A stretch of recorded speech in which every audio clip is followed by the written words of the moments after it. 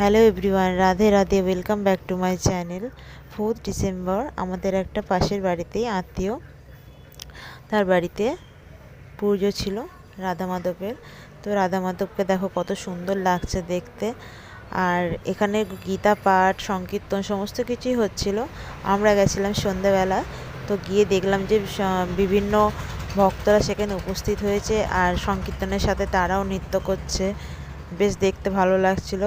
প্রচুর ভক্ত সমাগম হয়েছিল। আর নেক্সট ভিডিওতে এখানে কি কি প্রসাদ সবাই সেবা করেছে সেটা নিয়ে দেখাচ্ছি।